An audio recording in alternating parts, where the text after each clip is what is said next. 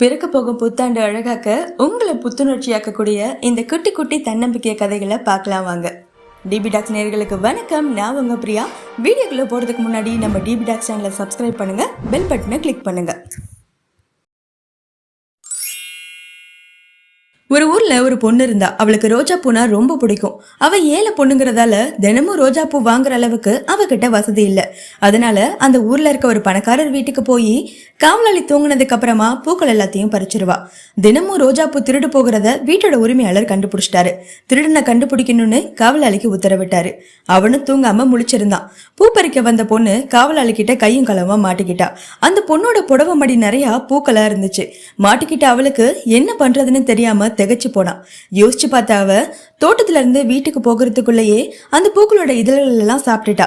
இவதான் திருடினதுன்னு சொல்லி காவலாளி ஒப்படைக்கும் போது உரிமையாளர் கேட்டாரு, நீ திருடினியான்னு. அதுக்கு அந்த பொண்ணு சொன்னா, இல்லையா, காவலாளி பொய் சொல்றாரு, என்கிட்ட ஒரு பூ கூட இல்ல பாருங்க அப்படின்னு அவ புடவை மடிய காமிச்சா. வீட்டோட உரிமையாளர் காவலாளிய திட்டி தீத்துட்டாரு. அந்த பொண்ணும் அங்கிருந்து தப்பிச்சிட்டா. ஒரு பிரச்சனைன்னு வரும்போது மனிதனுக்கு திடமான மனசும் கூர்மையான புத்தியும் தேவை. ஒரு பெரிய ஆலமரத்தடியில துறவி ஒருத்தர் உட்கார்ந்து இருந்தாரு. அவருக்கு கண் பார்வை கிடையாது. அப்போ அந்த வழியா வந்த ஒருத்தர், ஏ கிழவா, யாராவது இந்த வழியா போனாங்களா அப்படின்னு மரியாதை இல்லாம அதிகாரத்தோட கேட்டாரு.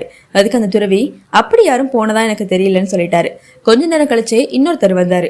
இதுக்கு முன்னாடி யாராச்சும் போனாங்களா ஐயா அப்படின்னு கேட்டாரு. அதுக்கு அந்த துறவி, ஆமா, இதே கேள்வியை கேட்டுட்டு இப்பதான் போனாங்கன்னு சொன்னாரு. கொஞ்ச நேரம் கழிச்சு இன்னொருத்தர் வந்தாரு. அவர் துறவியை பார்த்து வணக்கம் சொல்லி, இதுக்கு முன்னாடி இந்த வழியா யாராச்சும் போற சத்தம் கேட்டுச்சா உங்களுக்கு அப்படின்னு பணிவோட கேட்டாரு. வணக்கம் மன்னரே, இந்த வழியா முதல்ல ஒரு வீரர் போனாரு, அடுத்து ஒரு அமைச்சர் போனாரு. ரெண்டு பேருமே நீங்க கேட்ட கேள்வியை தான் கேட்டுட்டு போனாங்கன்னு சொன்னாங்க. அப்ப இந்த மன்னருக்கு ஆச்சரியம், உங்களுக்கு கண் பார்வை கிடையாதே, அப்புறம் எப்படி கரெக்டா சொல்றீங்கன்னு. அதுக்கு துறவி சொன்னாரு, இதை தெரிஞ்சுக்க பார்வையெல்லாம் தேவையில்ல, அவங்கவுங்க பேசுறத வச்சே அவங்கவுங்களோட தகுதி என்னன்னு நம்ம கண்டுபிடிச்சிடலாம். முதல்ல வந்தவர் கொஞ்சம் மரியாதை இல்லாம பேசினாரு, அடுத்து வந்தவரோட பேச்சுல அதிகாரம் இருந்துச்சு, உங்க பேச்சுல பணிவு இருந்துச்சு அப்படின்னு பொறுமையா விளக்கம் சொன்னாரு. அவரோட தகுதி அவங்கவுங்க பேச்சுல தான் தெரியும். ஒருத்தர் தினமும் ஒரு பாட்டியோட கடையில இருந்து ஆரஞ்சு பழங்கள் வாங்குவாரு. பழத்தை சாப்பிட்டு பார்த்துட்டு, இது ரொம்ப புளிக்குது, இதை டேஸ்ட் பண்ணி பாருங்கன்னு அந்த பாட்டி கிட்ட கொடுப்பாரு. அவங்க அதை சாப்பிட்டு பார்த்துட்டு, இல்லையப்பா நல்லா தானே இருக்குன்னு சொல்லுவாங்க.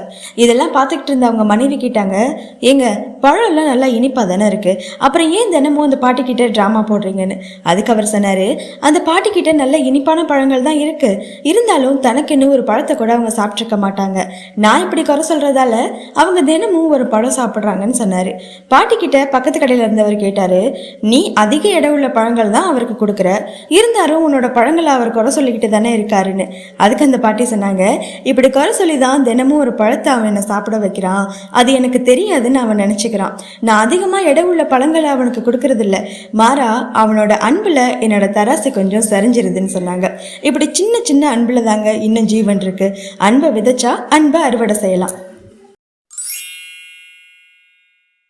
ஒரு கம்ப்யூட்டர் நிறுவனத்துக்கு தர துடைக்கிற வேலைக்கு ஒருத்தர் இன்டர்வியூ போறாரு. தரையை தொடச்சு காட்ட சொல்றாங்க. அவரும் நல்லா துடைக்கிறாரு. அவரோட மெயில் ஐடி கேட்குறாங்க. எனக்கு இமெயில் ஐடி, இன்டர்நெட் இதெல்லாம் தெரியாது அப்படின்னு அவர் சொல்றாரு. கம்ப்யூட்டர் நிறுவனத்துக்கு வேலைக்கு வரீங்க, மெயில் ஐடி இல்லையான்னு சொல்லி அவர் அங்கிருந்து அனுப்பிச்சிடுறாங்க. அவருக்கு என்ன பண்றதுன்னே தெரியல. கையில வெறும் 10 ரூபாய் தான் இருந்துச்சு. அதை எடுத்துக்கிட்டு மார்க்கெட்டுக்கு போனாரு. வெங்காயம் வாங்கினாரு. பக்கத்துல இருந்த குடியிருப்புகள் எல்லாத்துலயும் கூவி கூவி அந்த வெங்காயத்தை வித்தாரு. 10 ரூபாய் லாபம் கிடைச்சிச்சு. மறுபடியும் வெங்காயம் வாங்கி வித்தாரு. இப்படியே கொஞ்சம் கொஞ்சமா வித்து கொஞ்சம் வருஷத்திலேயே ஒரு பெரிய வெங்காய வியாபாரியா அவர் மாறிட்டாரு. பேங்க்ல இருந்து ஆஃபீஸர் ஒருத்தர் அவர்கிட்ட வந்தாரு. உங்களோட மெயில் ஐடி கொடுங்கன்னு கேட்டாரு. அதுக்கு அந்த வியாபாரி, இமெயில் எல்லாம் எனக்கு கிடையாதுன்னு சொன்னாரு. இந்த காலத்துல இமெயில் ஐடி, இன்டர்நெட் தெரியாமலேயே நீங்க இவ்வளோ முன்னேறி இருக்கீங்க, இதெல்லாம் தெரிஞ்சிருந்தா அப்படின்னு ஆச்சரியமா கேட்டாரு. அதுக்கு அவர் சொன்னாரு, இதெல்லாம் தெரிஞ்சிருந்தா நான் தர துடைக்கிற வேலை தான் பார்த்துருப்பேன்னு. வாய்ப்புகள் விலகும் போதை பத்தி கவலைப்படாதீங்க.